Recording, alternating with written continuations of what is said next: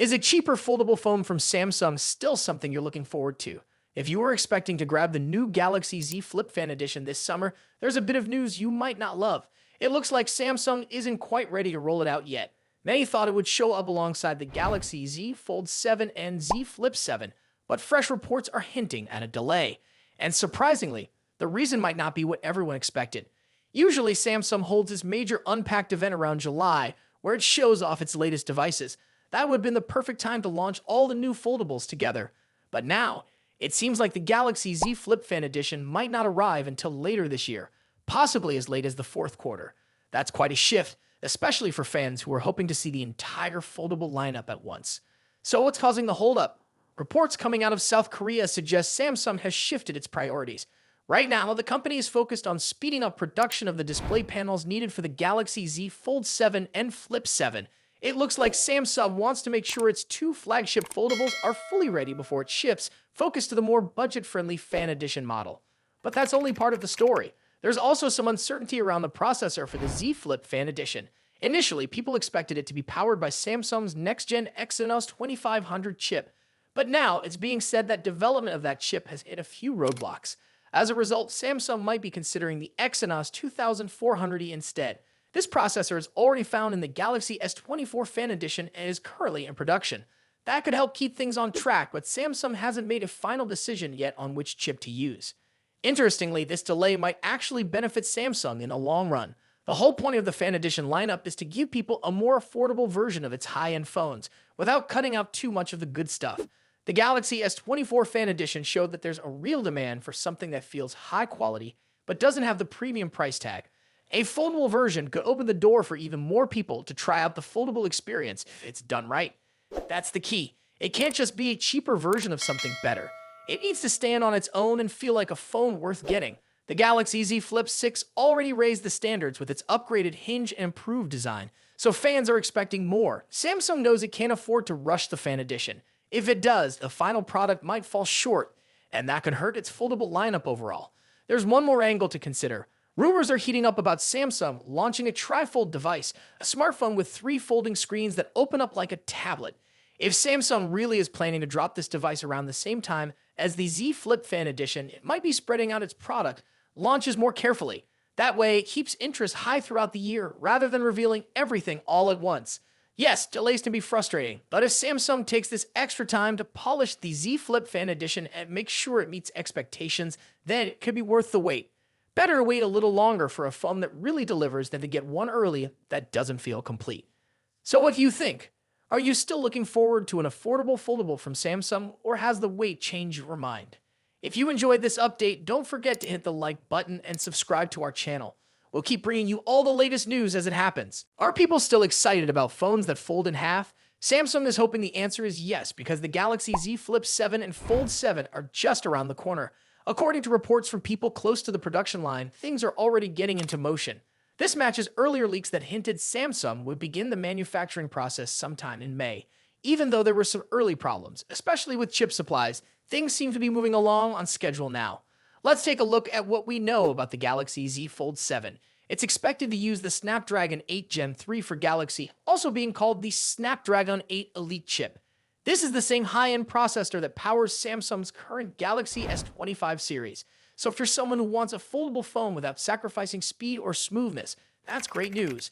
At one point, people wondered if Samsung might go back to using its own Exynos chips in the Fold 7, but that doesn't seem to be the plan anymore. Things get a bit more interesting with the Galaxy Z Flip 7. This one has been spotted being tested with Exynos chips. In fact, 2 separate test versions of the Flip 7 were seen earlier this month, and both were running on Exynos processors.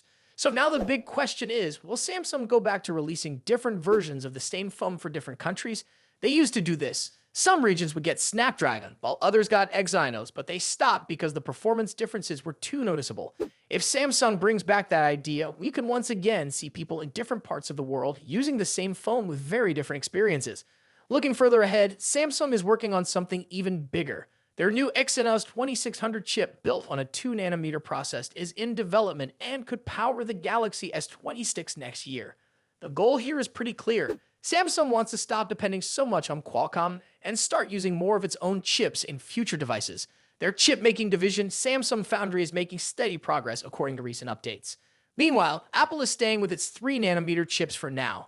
The iPhone 17 series will likely continue using that technology with a possible move to 2nm coming in the iPhone 18 lineup.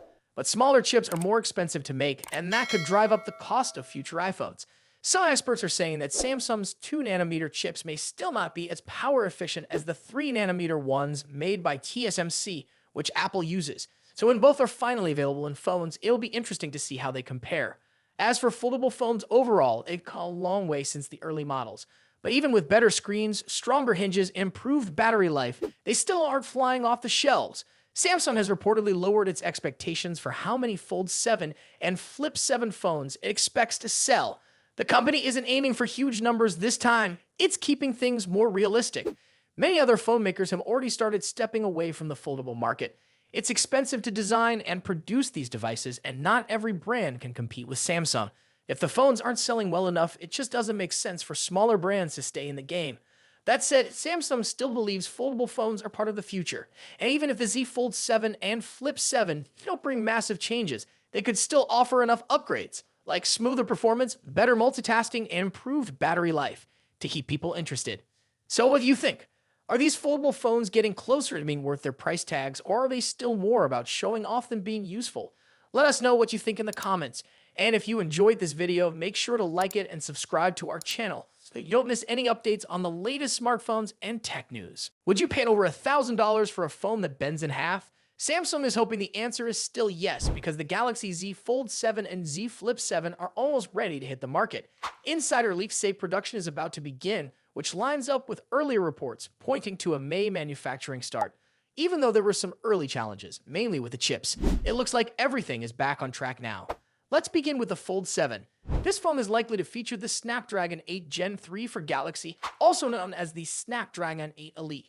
It's the same processor used in the latest Galaxy S25 models, which means users can expect fast performance without compromise. That's important, especially for a device that's trying to combine the power of a flagship phone with the flexibility of a foldable screen.